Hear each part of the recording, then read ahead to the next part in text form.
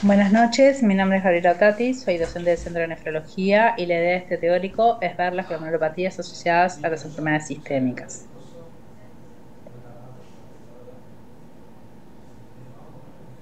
En realidad, las glomerulopatías sistémicas que vamos a ver más en detalle es la nefritis lúpica, la nefropatía diabética, las vasculitis sistémicas y las enfermedades por depósito. Los síndromes clínicos sería lo que vamos a ver a continuación, cómo se clasifican, algún dato epidemiológico y después ya referirnos a las glomerulopatías sistémicas. De los síndromes clínicos, el concepto es que en realidad muchas enfermedades glomerulares pueden manifestarse de estas formas.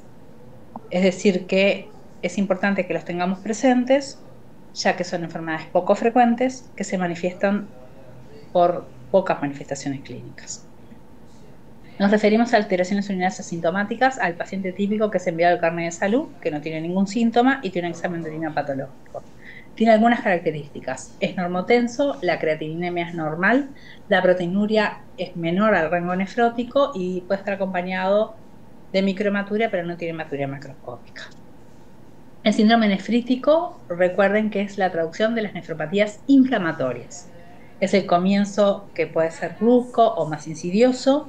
Siempre tiene que haber glóbulos rojos en el examen de orina. Puede ser microscópico, 3 a 5 por campo de gran aumento, o macroscópico, verla nosotras la hematuria, asociada a alguno de los siguientes síntomas. Hipertensión arterial, edemas que son menores generalmente que los del síndrome nefrótico y aumento de la creatinina plasmática. La hematuria macroscópica, recordar que la de origen glomerular es la más rara de las hematurias macroscópicas, pero tiene algunas características que semiológicamente las diferencian de la hematuria de origen de vía urinaria, que esa es más frecuente. El comienzo no varía, puede ser brusco o insidioso, pero sí es una hematuria total, es decir, en todos los tiempos de la micción. No tiene coágulos y se va a asociar a algunos otros elementos de participación renal. Va a tener proteinuria y puede tener algo de hipertensión y alteración de la creatinina plasmática. El síndrome nefrótico es producción de glomerulopatías no inflamatorias. Es cuando decimos que hay una podocitopatía difusa, es decir, que más del 50% de los glomérulos va a estar afectada la célula podocitaria, que era el componente de la membrana basal glomerular, junto con la membrana basal en sí misma y la célula endotelial, y tiene 3 pilares: clínico, humoral y urinario para su diagnóstico.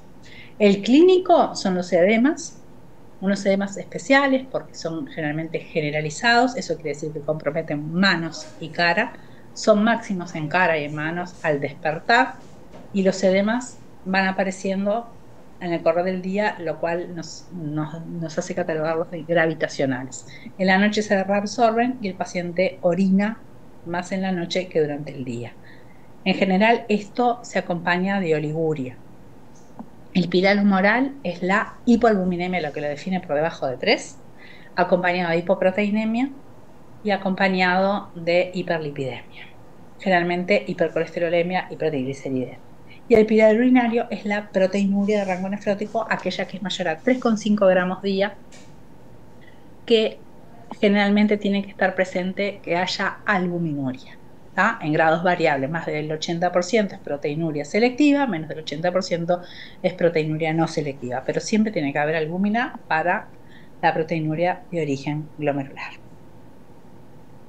Lo que nosotros llamamos la urgencia glomerular es cuando estamos frente a un paciente que tiene una nefritis, una glomerulonefritis, y le llamamos rápidamente progresiva, porque lo caracteriza un pilar clínico, que es el comienzo brusco de elementos de lo que sería un síndrome nefrítico, proteinuria, hematuria y un deterioro en la función renal. Este deterioro se da generalmente en 1 a 3 meses, a diferencia de lo que es una injuria renal aguda que se da en una semana, y la creatinina plasmática duplica el valor basal cuando la conocemos o supera los 3 miligramos de cilitro. Ese es el pilar clínico. Tiene que estar asociado a un pilar anatomopatológico. En la biopsia renal hay aparición en más del 50% de los glomérulos, de semilunas, que son estas estructuras. Acá está el glomérulo todo comprimido, este es el espacio urinario en el cual se rompió la membrana basal glomerular y pasaron células al espacio urinario, que cuando hay más de 2 o más capas de células le llamamos semiluna. Esto va a llevar a que el glomérulo después se esclerose, se pierda. Por eso es tan importante detectarlo y empezar un tratamiento rápidamente. La clasificación de las enfermedades glomerulares es dos cosas. Simplemente recordar que las clasificaciones son aquellas que nos ayudan a entender mejor una enfermedad y ordenar. Pueden ser según el criterio clínico, etiológico, el mecanismo de daño renal dominante, el tipo de lesión histológica, los hallazgos en la inmunofluorescencia y la microscopía electrónica, o cómo es la celularidad, si son inflamatorias o no inflamatorias. Según la interpretación clínica, le llamamos primarias a cuando todos los hallazgos que vemos en un paciente están determinados porque la afectación es inicialmente en el riñón.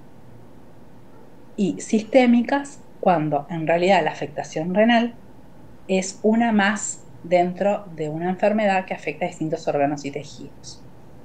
Los ejemplos típicos, acá le pongo algo de amiloidosis, que es una enfermedad por depósito, que tiene afectación del tubo digestivo, con macroglosia, a veces con sangrado digestivo, con depósitos subcutáneos, con fragilidad capilar y les da el ojo de mapache, con afectación del sistema nervioso autónomo, que a veces les da hipotensión, con afectación cardíaca, que les da una cardiopatía hipertrófica con FEBI que puede afectarse, y a nivel renal es típico que de un síndrome nefrótico en un paciente generalmente añoso con insuficiencia renal. Las vasculitis sistémicas, van a ver que hay distintos tipos de vasculitis, pero hay compromiso cutáneo, el sistema nervioso, hay afectación pulmonar, a veces que puede llegar a ser grave, y afectación renal. La nefropatía diabética, que en realidad es la causa más frecuente de enfermedad renal terminal en el mundo, pero no siempre hacemos diagnóstico por biopsia, que eso lo vamos a ver. Y esto es la manifestación más frecuente o les diría bastante típica del lupus eritematoso sistémico, que es el eritema en alas de mariposa. En riñón frecuentemente se afecta en el lupus y hay distintos tipos de nefritis lúpica que después lo vamos a ver. En cuanto al daño renal, bueno, puede ser genético, como en el Alport, con la enfermedad de Fabry, por depósito de proteínas o fragmentos, como hablábamos en la enfermedad por depósito de la amiloidosis, mecánico, en el caso de la obesidad mórbida, que por sobredistensión glomerular, aumento de la presión intraglomerular, hay lesión podocitaria, hay pérdida de proteínas en el espacio urinario, metabólico como en la diabetes, depósito de inmunocomplejos como en el lupus. Según cómo sean las lesiones histológicas, le llamamos lesiones histológicas focales, cuando ocupan menos del 50% de los glomérulos, y difusas, más del 50% de los glomérulos. Y esto lo vemos cuando las lesiones son difusas, son más graves, cuando son inflamatorias, con más compromiso de la función renal, más hipertensión, un sedimento activo, y cuando son no inflamatorias, vamos a ver que las lesiones difusas se caracterizan por tener un síndrome nefrótico bien manifiesto. Y bueno, de acuerdo a la severidad, como decíamos, inflamatorias, síndrome nefrítico, sedimento urinario activo con glóbulos rojos, glóbulos blancos, y las no inflamatorias predominantemente proteinuria, síndrome nefrótico. Este es un esquema en el cual trato de mostrar lo que es la forma de presentación con la traducción anatomopatológica. La forma de presentación de las glomerulopatías no inflamatorias está dada por la presentación como síndrome nefrótico. Las glomerulopatías primarias que frecuentemente se presentan como síndrome nefrótico son la lesión glomerular mínima, la hielinosis focal y segmentaria y la glomerulopatía membranosa. Las glomerulopatías sistémicas que se presentan frecuentemente como síndrome nefrótico es la nefropatía diabética, algunas formas del lupus como la membranosa, la amiloidosis y la enfermedad de Fabry, que es una enfermedad de origen hereditario. Cuando decimos no inflamatorias, tiene una característica especial. Las estructuras del glomérulo, este es el podocito, con los pedicelos, que forman el sostén externo del capilar glomerular, que tiene la membrana basal, la célula endotelial y el endotelio fenestrado. Esta es la barrera de filtración glomerular. Esta es la célula mesangial con el espacio que rodea y que viene a ser como el tejido conectivo glomerular. Le dan como el sostén. Entonces, en todas estas enfermedades, lo que está afectado fundamentalmente de la barrera de filtración glomerular es la parte podocitaria de la membrana basal glomerular. Y vemos que no hay células diferentes a la estructura glomerular normal. y la luz capilar está bastante conservada. Así se presentan entonces, y así es la traducción de las glomerulopatías no inflamatorias. Las mismas células con afectación predominantemente pogocitaria. En la diabetes lo que vemos es un engrosamiento de la membrana basal glomerular por productos de glicosilación avanzada, daño pogocitario y pérdida de proteínas desde el capilar hacia el espacio urinario. Y en la amiloidosis se va a ver infiltración variable. Acá empieza a afectarse con la luz capilar y frecuentemente estos pacientes desarrollan un síndrome nefrótico muy intenso con afectación del filtrado. Y este es un ejemplo de la nefropatía membranosa, que puede ser sin causa evidente o puede ser, en el caso del lupus, un tipo especial de nefritis lúpica. Y la característica es, se presenta frecuentemente con grados variables de proteinuria, síndrome nefrótico, y lo que van a ver son estos depósitos de inmunocomplejos que están por encima de la membrana basal glomerular y se llaman epimembranosos. Pero vemos que las células y la luz capilar está conservada y se ve como la pared del capilar glomerular más engrosada. A diferencia de las glomerulonefritis, o sea, las glomerulopatías inflamatorias que se traducen clínicamente como síndrome nefrítico, las glomerulopatías primarias que se presentan frecuentemente como síndrome nefrítico es la nefropatía por IgA, depósitos de IgA, la posinfecciosa, que es más común en niños, postestreptocóxica, pero en adultos podemos, por ejemplo, por otras infecciones o por infecciones graves como la endocardititis infecciosa, y la glomerulonefritis membranoproliferativa. Estas se presentan como síndrome nefrítico. Y las glomerulopatías sistémicas que se presentan como síndrome nefrítico es algunas formas de la nefritis lúpica, las vasculitis sistémicas de pequeño vaso, ya sea las ANCA relacionadas o por anticuerpos, como después vamos a ver. ¿Qué diferencia tienen con las otras? Que si bien están las células del glomérulo normales, el podocito, la célula endotelial y la célula mesangial, acá ya vemos que hay proliferación mesangial, hay la aparición de una célula extraña, o sea, una célula inflamatoria, que es un polimorfo nuclear, o sea, que eso nos habla del glomerulonefritis, y el depósito, que acá sería en el subendotelio, o sea, entre la membrana basal glomerular y la célula endotelial, en el subendotelio de depósitos inmunes. Esto es muy característico de la nefritis lúpica proliferativa. Hay inflamación y depósitos inmunocomplejos. En la membrana proliferativa va a haber algo bastante parecido, invasión de células, éstasis de polimorfos nucleares, depósitos de inmunocomplejos y también lesión pogocitaria. O sea, por eso puede haber grados variables de proteinuria. Hay lesión de la membrana basal glomerular con pasaje de células inflamatorias, glóbulos rojos, glóbulos blancos y grados variables de proteinuria al espacio urinario y a la orina. Y en la glomerulonephritis postinfecciosa lo característico es que hay inflamación, hay polimorfos nucleares, hay proliferación de las células del glomérulo, hay lesión pogocitaria y hay estos depósitos bien grandes que son muy característicos de la postinfecciosa que se llaman HAMS. De la epidemiología, en realidad, dos palabras, que el registro uruguayo tiene muchos años, que es el trabajo colaborativo de todos los nefrólogos y anatomopatólogos del país, y que en realidad tenemos la suerte de contar con las biopsias renales que se hacen todos los años, y con esto podemos ver la tasa de incidencia y cómo varían a través del tiempo.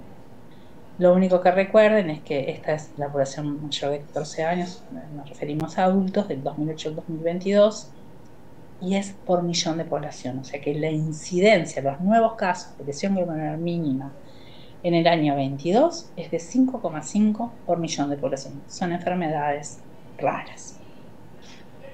Vamos ahora a ver aspectos generales de lupus y nefritis lúpica, de diabetes y nefropatía diabética, de las vasculitis sistémicas y de las enfermedades por depósito. Sería la segunda parte de la clase. Simplemente decir que el lupus es una enfermedad en la cual hay una alteración de la autotolerancia y la producción de autoinmunidad contra estructuras propias que se lesionan. Esto es los nuevos criterios de la clasificación de la Liga Europea contra el Reumatismo del Colegio Americano de Reumatología, que fueron publicadas en el 2019, y creo que ordenan un poquito la forma de cómo le dan más sensibilidad y especificidad a la clínica, junto con los hallazgos paraclínicos, para poder hacer el diagnóstico de lupus eritematoso sistémico. Siempre En la epidemiología es que es más frecuente en mujeres jóvenes, puede verse en niños y puede verse después de la menopausia, un 15% empieza el lupus después de la menopausia. Siempre tiene una predominancia en mujeres y esta es más marcada entre los 15 y los 50 años. Después la diferencia no es tan marcada con los hombres, pero lo que para un cuadro clínico compatible, para que tenga lupus, se exige que el ANA siempre sea positivo.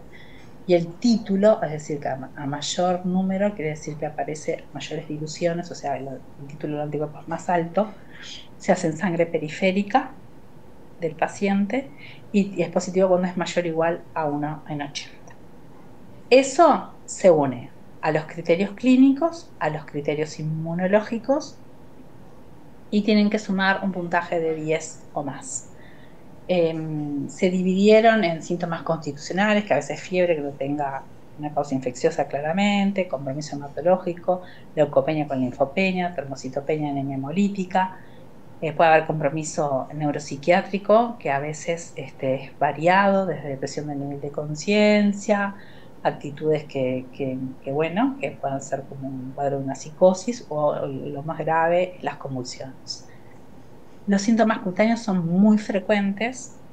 Puede haber eritema fotosensible, es decir, que la exposición al sol da como una alergia, como una reacción inusitada, como ronchas en las zonas o sea, que están libremente expuestas al sol, como el escote y la cara.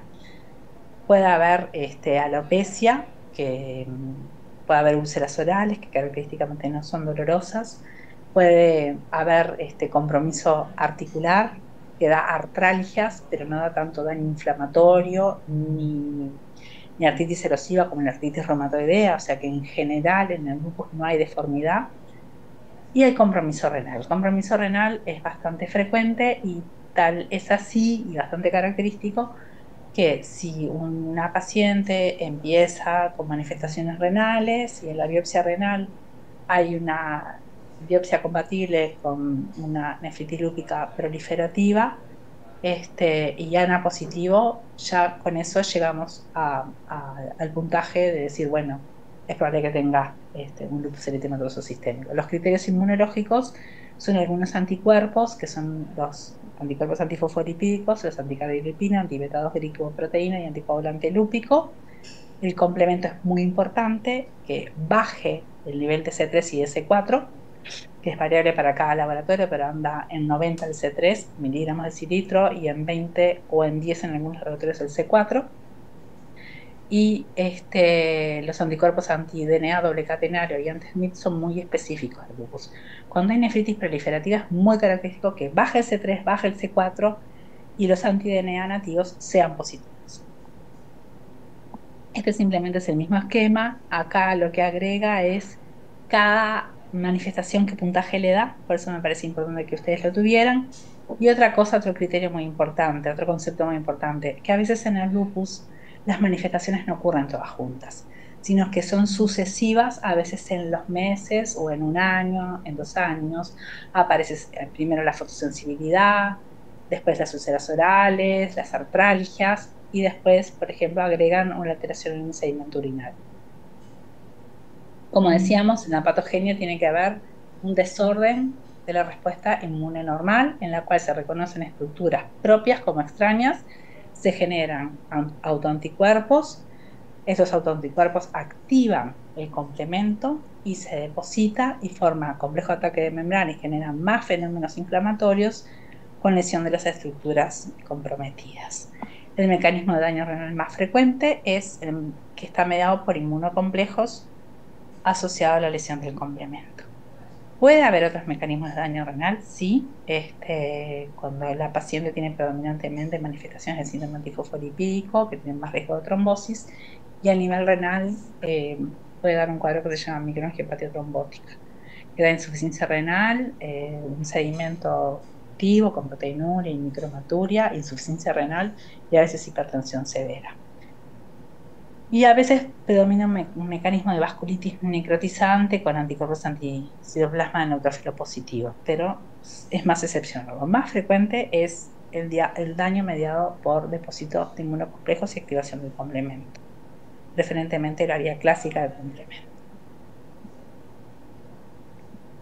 Bueno, de las clases, simplemente destacar, yo puse esta línea roja porque cuando tiene clase 1, clase 2, que son nefritis lúpicas no inflamatorias, de baja agresividad, con más compromiso mínimo o mesangial, el riesgo de evolución de la enfermedad renal terminal es bajo y no requieren por sí mismo de la modificación del tratamiento general del lupus. Pero cuando al biopsiar aparece una proliferativa focal, que es la clase 3, o una proliferativa difusa, que es la clase 4, que son las más graves y las que tienen mayor riesgo de progresar a enfermedad renal terminal, o una que era no inflamatoria, la membranosa, que es bajo riesgo de progresión pero existe, en la aparición de este tipo de nefritis por sí mismo requiere la modificación del tratamiento que el paciente recibía hasta ese momento por el lupus. Requiere el agregado de inmunosupresores asociado a corticoides, que ahora actualmente hay una tendencia a hacer dosis más bajas de corticoides por todos los efectos tóxicos que tiene. Este es un esquema simplemente como ya vimos antes, que acá la clase 1 se mantienen las estructuras glomerulosas, empieza a haber depósitos en el mesangio leve, en la clase 2 hay proliferación del mesangio y depósitos de inmunoglobulinas, ya la clase 3 y 4 vemos que hay células inflamatorias, tanto en la luz capilar como en el mesangio, hay estrechamiento de la luz, va a haber insuficiencia renal, va a haber hipertensión, va a haber alteración de la creatinina. Y a veces la clase 5 habíamos dicho que es no inflamatoria, con depósitos epimembranosos, pero a veces la clase 5 se puede asociar con las proliferativas. El tratamiento siempre va a estar dado por la clase más grave, que es la 3 y 4. La clase 6 es cuando ya más del 90% del parénquima renal está sustituido por lesiones cicatrizales, y ahí no modificamos el tratamiento general del lupus porque es muy poco lo que se puede rescatar de función renal. Como decíamos, la inmunofluorescencia nos da los patrones y nos demuestra que hay depósitos de inmunocomplejos. Es decir, cuál es el mecanismo lesional del lupus. Cuando están representadas las estructuras C3 del complemento, C1Q, que nos habla de que se activó por la vía clásica mediada por inmunocomplejos, depósitos de IgG, IgA, IgM, cuando están todas representadas en el capilar glomerular, decimos que tiene un patrón desculcado que es muy característico del lupus. Pero lo importante de la inmunofluorescencia es que a nosotros nos demuestra que es mediado por inmunocomplejos. Acá simplemente para que sepan que cuando hay una biopsia, miramos cuánto hay de actividad, le damos un score, y cuánto hay de cronicidad. Y ese score nos sirve para balancear, la decisión a tratar con inmunosupresores, qué tipo de inmunosupresor, cuánto tiempo. Entonces, el estudio histológico renal en el lupus es clave cuando hay afectación del riñón. Y eso nos damos cuenta por el examen de orina, la creatinina y la hipertensión arterial. Con eso confirmamos el diagnóstico, establecemos el tipo de nefropatía, vemos los índices de actividad y de cronicidad, establecemos un pronóstico y conducimos un tratamiento. Tratamos de que la biopsia sea precoz. Sabemos que biopsias, cuando ya los síntomas comenzaron más de 6 meses, es de mal pronóstico porque tienen mayor evolución de insuficiencia renal extrema. Y tratamos de biopsiar al paciente antes de tratarlo. Pero a veces hay cuadros graves, mismo que, por ejemplo, tenemos que empezar a dializarlo antes y como es el mejor momento para hacer la biopsia, o tienen compromiso extrarrenal severo, por ejemplo, una plaquetopenia muy marcada, tenemos que tratar eso para poder biopsiar. Nuestro objetivo de tratamiento va a ser lograr la remisión completa de la sintomatología clínica del lupus en general y la renal. Tenemos que tratar de lograr la remisión inmunológica, es muy importante. Estos pacientes con lesiones de nefritis lúpica proliferativa, el DNA, los títulos anti-DNA nativo muy altos, el complemento bajo, vamos a tratar de que eso se normalice. Como decíamos, controlar los elementos de manifestaciones extrarrenales y las manifestaciones renales y serológicas. Hay un score de actividad que es el SLEDAI, que eso nos sirve para en cada uno de los controles nosotros calcularlo y decir, viene mejor, lo vemos mejor, los exámenes mejor y hacemos el score de actividad. También vamos a disminuir la incidencia de empujes, porque con eso también hacemos que el paciente se ahorre de recibir inmunosupresores. tratar de disminuir entonces de la toxicidad agregada asociada al tratamiento y tratar de minimizar las comorbilidades a mediano y largo plazo. Estos pacientes tienen más riesgo de infecciones, pero también tienen más riesgo de daño vascular, cardiovascular, enfermedad aterogénica. Son más hipertensos, generan diabetes secundaria a los esteroides, pueden tener lesiones óseas como osteoporosis y osteonecrosis y tienen más riesgo de desarrollar neoplasia. Todo eso tenemos que controlar en los controles en policlínica. Simplemente los objetivos es lograr remisión, ya sea completa o parcial. A veces no es inmediata, lleva meses. Y los pacientes que logran remisión, ya sea completa o parcial, tienen mejor pronóstico y es más raro que vayan a una enfermedad renal terminal. Por eso tenemos que lograr adherencia a la medicación en los controles. Simplemente para recordar que, bueno, estas pacientes pueden quedar embarazadas, pero tiene que ser un embarazo programado para que no haya complicaciones, porque pueden tener complicaciones tanto la madre como el feto. Y hay medicaciones que no se pueden hacer durante el embarazo y eso también la paciente tiene que saber.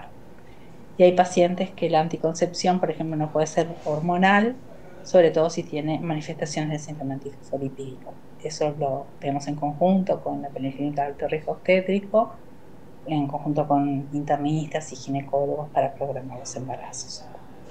Puede haber manifestaciones en niños que en general el tratamiento es similar al de adultos, pero ajustado obviamente a la edad del niño y también composición corporal.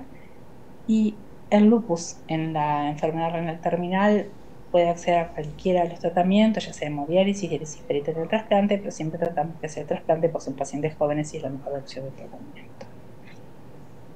Algunas palabras de la nefropatía diabética. Simplemente recordar que hay distintos tipos de diabetes.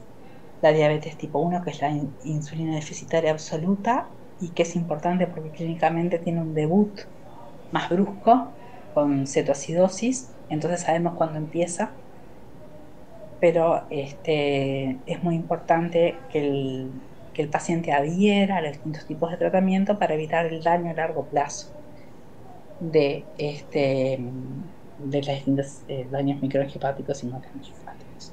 La diabetes tipo 2 tiene un mecanismo distinto, no es generalmente de comienzo brusco y en general es muy difícil saber cuándo empezó, porque si el paciente no se hace exámenes anuales y va con frecuencia al médico, a veces cuando tiene el diagnóstico de diabetes puede hacer años que tenía esa enfermedad y no saber.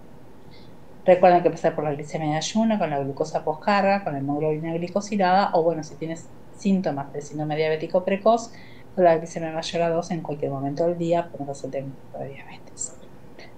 Es una pandemia, cada vez, sobre todo la diabetes tipo 2, está vinculada al síndrome metabólico y a la insulinoresistencia y a la obesidad. Entonces, en la medida que estos factores no se controlan, aumenta la incidencia de diabetes. De hecho, es la glomerulopatía más frecuente en el mundo. No es la glomerulopatía más frecuente biopsiada en Uruguay porque el diagnóstico es clínico y por el examen de orina en un paciente que controlamos y que sabemos toda su evolución. Es la causa más frecuente de enfermedad renal terminal en general en la mayor parte del mundo. Y la definición de enfermedad renal diabética con nefropatía diabética, que es una repercusión microangiopática, es por el examen de orina. El examen de orina detecta, el punto de corte es 0,3 gramos litro, y cuando un paciente tiene una proteinúria mayor a 300 miligramos día, que generalmente es albúmina, porque es de origen glomerular, sin otra causa que lo explique, decimos que tiene compromiso microangiopático a nivel glomerular renal por la diabetes. Esto es muy frecuente que esté asociado a otras complicaciones microangiopáticas y dentro de ellas frecuentemente la retinopatía. Entonces decíamos que el riesgo de enfermedad renal es similar en ambos tipos de diabetes, pero la diabetes tipo 2 es mucho más frecuente que la tipo 1, entonces bueno, vamos a ver más pacientes con enfermedad renal diabética en diabetes tipo 2. ¿Qué pasa? Sabemos la evolución natural en los pacientes diabéticos tipo 1 porque, por lo que decíamos, generalmente como el debut es con cetoacidosis, todos los pacientes recuerdan a qué edad empezó su enfermedad. Y vamos a ver esta afectación renal en aquellos pacientes que realmente tuvieron mal control. La retinopatía precede a la manifestación de la nefropatía y aparece después de los 10 años, después de 15 o 20 años. ¿Cómo seguimos a los pacientes? Y bueno, es muy importante tener presente que el examen de orina, que es fácil de acceder, nos va a dividir las poblaciones. Cuando es positivo, lo confirmamos por un método más preciso, como es la albuminuria creatininuria, o por la recolección de orina de 24 horas. Cuando la proteinuria es mayor a 300 miligramos día, decimos que tiene una nefropatía diabética clínica. Cuando hicimos el examen de orina y es negativo, vamos a pedir la determinación de albuminuria, que se hace por un método distinto, se hace por turbidimetría, y puede ser cuantitativa o cualitativa. Acá nos dicen tiene o no tiene, y acá le pedimos que la cuantifique. Si es menor de 30 miligramos albúmina, gramos de creatinina, lo repetimos 3 veces. Si 2 de 3 es negativa, bueno, lo seguimos repitiendo. Si el paciente tiene entre 30 y 300 miligramos de albúmina, gramos de creatinina, cuando es de los 3 análisis que le hago 2 positivos, decimos que tiene una nefropatía diabética incipiente. Tanto la nefropatía diabética incipiente como la nefropatía diabética clínica requieren de un tratamiento que tiene medidas generales de cambio del estilo de vida y tratamiento medicamentoso que va a incluir IECA o ARA2, y en los diabéticos tipo 2, preferentemente inhibidores del transporte proximal de glucosa a sodio, los SGLT2. Acá, como les decía, bueno, la evolución del diabético tipo 1, fue descrito por Mogensen hace muchos años, que se le llamaba antes normoalbuminuria cuando era menor de 30 miligramos de gramo de creatinina. La aparición de albuminuria, que antes se llamaba microalbuminuria, entre 30 y 300, sabemos que en esta etapa puede ser reversible, por eso hay que insistir mucho en todas las medidas del control, el control de la glicemia. La hiperglicemia mantenida es la que genera todo esto, por eso es importante que en esta etapa se insista. Y después, cuando aparece la macroalbuminuria, ya mayor a 300 miligramos gramos de creatinina, generalmente pasaron 10, 15 años de diabetes de mal control, está asociada a otras repercusiones microangiopáticas, como frecuentemente la retinopatía, se asocia a medida que aumenta la proteinuria, empieza a caer el filtrado y aparece hipertensión. Entonces, como decíamos, la retinopatía es muy importante trabajar en conjunto con los oftalmólogos para que les evalúe anualmente a los pacientes diabéticos, porque aparte de la retinopatía, que es la afectación importante microangiopática, pueden tener otras patologías oculares como glaucoma, cataratas, desprendimiento de retina, por eso es importante que vayan los oftalmólogos todos los años. Los factores de riesgo de progresión de la nefropatía diabética son la hipertensión arterial no controlada, la proteinuria, que en sí misma tiene daño tóxico, la hiperglicemia mantenida. Preferentemente les pedimos que abandonen el hábito tabáquico y tratar de controlar las cifras de hipercolesterolemia y hipertrigliceridemia. Decíamos, acá el daño es la hiperglicemia mantenida, la formación de AGEs, o sea, productos de glicosilación avanzada no enzimática, alteración de la membrana basal glomerular y la matriz mesangial. Esto va a activar radicales libres del oxígeno, producción de citoquinas inflamatorias, hiperfiltración glomerular, más glicosilación, más factores hidrogénicos, activación del sistema renina-angiotensina y alteración de la señalización de la insulina en leucocitos. No todo la enfermedad renal diabética es glomerular. También hay afectación de los vasos por la hipertensión y daño vascular hipertensivo que se llama nefroangiosclerosis. Puede haber, sobre todo lo vemos más en los diabéticos tipo 1, que son de más larga evolución, compromiso del sistema nervioso autónomo y dar vejiga neurógena. La vejiga neurógena del diabético es una vejiga átona, se pierde el deseo miccional, orinan en la mañana, vuelven a orinar en la tarde y volúmenes muy grandes. Esto favorece las infecciones del tracto urinario y además, como hay tanto volumen vesical y aumentan las presiones, hay reflujo hacia el aparato urinario superior y por ende las infecciones, el reflujo y el aumento de las presiones producen daño tubo intersticial renal. Es frecuente ver que estos pacientes a filtrados altos, 30, 40 mililitros, aparezca hiperpotasemia. Eso en otras nefropatías lo vemos con un clínex mucho más bajo, debajo de 20, de 15. El potasio generalmente se controla. Pero estos pacientes tienen una acidosis tubular tipo 4, un hipoaldosteronismo hiporreninémico, que es una acidosis metabólica con anion gap conservado. Y esto nos trae un problema, porque el tratamiento de elección es IECA, que produce hiperpotasemia, y ARA2, que produce hiperpotasemia.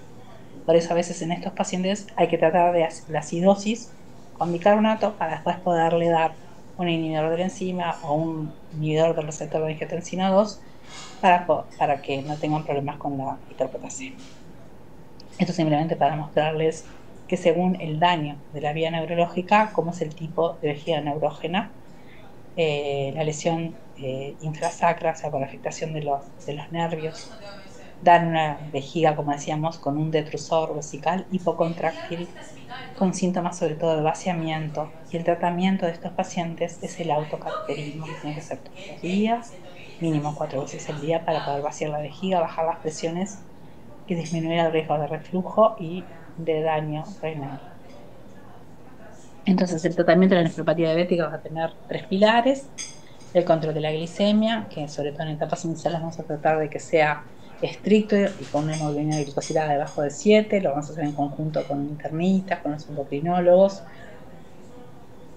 y vamos a valorar la asociación de los diabéticos tipo 2, de SGLT2 y antidiabéticos orales, y en algunos casos es necesario, bueno, el uso de insulina. El control de la presión arterial, que siempre tratamos de que sean 13 hasta 130/80 máximo en pacientes proteinúricos, y vamos a usar o IECA o ARA2 como antiproteinúricos, además de antihipertensivos. Y vamos a tratar de controlar la dislipemia y los otros factores de riesgo vascular. Recordar que a medida que cae el filtrado, no podemos asociar estatinas con fibratos porque producen raptomiólisis. Y eso puede producir también daño renal por liberación de mioglobina y torrente sanguíneo. La rhabdomiólisis es la ruptura de la célula muscular. En la clínica da dolor muscular y una CPK mayor a 1000 en sangre periférica, y muchas veces la producen solo las estatinas altas dosis, pero más aún con la asociación con fibratos con filtrados glomerulares por debajo del 30.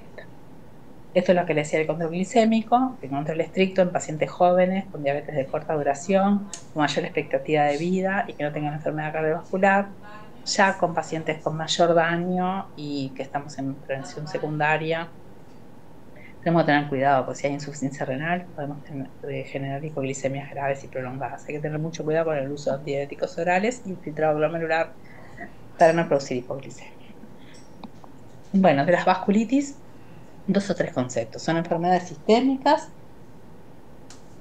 hay inflamación de las paredes de los vasos, hay necrosis, hay debilidad, hay formación de aneurismas o hay oclusión de la luz. Se dividen en primarias cuando no tienen causa definida, o pueden ser secundarias a otra enfermedad: infecciones, enfermedad del sistema inmune, lupus, artritis reumatoidea, esclerodermia, algunas medicaciones y algunas neoplasias pueden generarlas. Este es el esquema clásico de Janet y Folk, en que dividen las vasculitis de gran vaso, que son los vasos de conducción, y es la arteritis de Takayasu o la arteritis de célula gigante, que es en pacientes más añosos. Las arteritis de mediano vaso, estas generalmente no afectan al riñón. Las arteritis de mediano vaso, que habitualmente no afectan al riñón, pero la poliarteritis nodosa, que se ve en hombres más o menos de la quinta, sexta década, se puede ver asociación con la hepatitis B, a veces hay hipertensión. La poliarteritis nodosa generalmente del diagnóstico lo sugiere la angiografía cuando ve oclusiones y dilataciones aneurismáticas, y a nivel renal da hipertensión severa. La vasculitis de pequeño vaso es la que afecta al riñón porque afecta el capilar glomerular. Y la dividimos en 2 tipos: la ANCA relacionada y la mediada por inmunocomplejos. ANCA es anticuerpos anticitoplasma neutrófilo y es un examen que se hace en la sangre periférica del paciente. Las técnicas es o por inmunofluorescencia o por ELISA. Siempre se sugiere, en el último consenso del 2017, empezar por ELISA para algunos tipos de ANCA, que bueno, es proteinasa 3, PR3, MPO y eritroperoxidasa. Las vasculitis relacionadas son estas tres: la polangitis microscópica, la granulomatosis con polyangiitis y la granulomatosis con polyangiitis con eosinofilia periférica.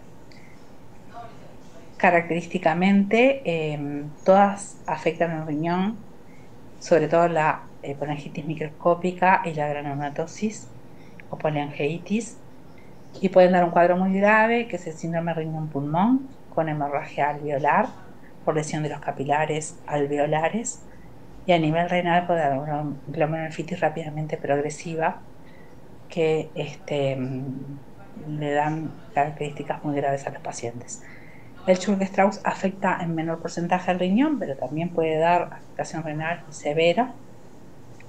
Generalmente se ve en pacientes mayores de 50 años con asma de inicio tardío y eosinofilia en sangre periférica, y da manifestaciones respiratorias predominantes. Las vasculitis de pequeño vaso vinculadas a inmunocomplejos es la nefropatía por IgA, pero que tiene actividad de vasculitis sistémica, que da afectación cutánea, lesiones de púrpura, que son lesiones sobreelevadas que no desaparecen en la digitopresión, manifestaciones digestivas que puede llegar a dar invaginación intestinal, manifestaciones articulares, y a nivel renal puede dar entonces lesiones que característicamente en la inmunofluorescencia va a dar depósitos de IgA. Son grados variables de nefritis. Las vasculitis crioglobulinémicas, que dan un patrón membrano proliferativo y que etiológicamente están asociadas muchas veces al virus C o a veces a algunas enfermedades autoinmunes como el lupus. Bueno, eso es como un pantallazo global. Y la vasculitis antimembrana basal glomerular, que es la enfermedad de Goodpasture, y que característicamente se presenta con una presentación muy grave y brusca, por un síndrome riñón-pulmón con hemorragia alveolar, hemoptisis, que a veces es grave y que requiere de asistencia respiratoria mecánica para su manejo, y a nivel renal también una glomerulonephritis rápidamente progresiva. Estos pacientes requieren un tratamiento especial de plasmaferesis, que después vamos a ver brevemente qué es.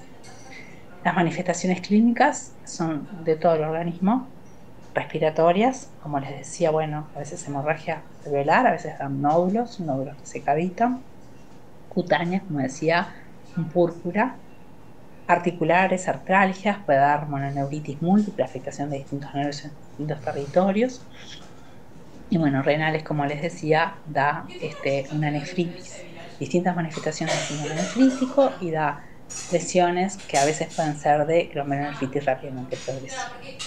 A veces es traducción de proteinuria de grado leve, siempre con presencia de sangre, microhematuria o a veces hematuria macroscópica. Puede aparecer distintos grados de insuficiencia renal o la aparición de una, como decíamos, glomerulonefritis rápidamente progresiva.